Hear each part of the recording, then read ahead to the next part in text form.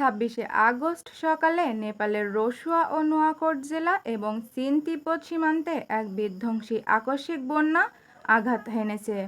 এখন পর্যন্ত ৩৫৯ জনেরও বেশি মানুষের মৃত্যু নিশ্চিত করা হয়েছে এবং প্রায় ১৪০০ মানুষ নিখোঁজ রয়েছেন, যাদের বড় অংশই বিদেশি পর্যটক ও তীর্থযাত্রী।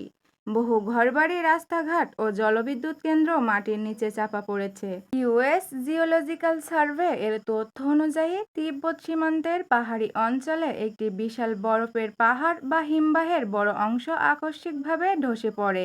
বন্যা শুরু হওয়ার ঠিক আগে ওই অঞ্চলে ৪.৯ মাত্রার একটি ভূমিকম্প আঘাত হেনে। ধারণা করা হচ্ছে এই ভূমিকম্পনের ফলেই বরফ ও পাথরের বিশাল স্তূপ ধসে নিচে নেমে আসে।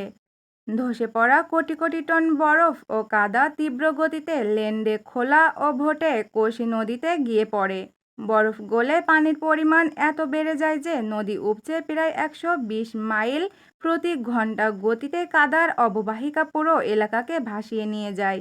বিজ্ঞানীরা জানিয়েছেন, জলবায়ু পরিবর্তনের কারণে হিমালয় অঞ্চলের তাপমাত্রা বৃদ্ধি পাওয়ায় এই ধরনের হিমবাহ ধসে ঝুঁকি চরম মাত্রায় বেড়েছে। সাম্প্রতিক সময়ে নেপালে ঘটে যাওয়া প্রকৃতির এই ভয়াবহ রূপ আমাদের মনে করিয়ে দেয় গ্লোবাল ওয়ার্মিং কতটা বিপজ্জনক হতে পারে।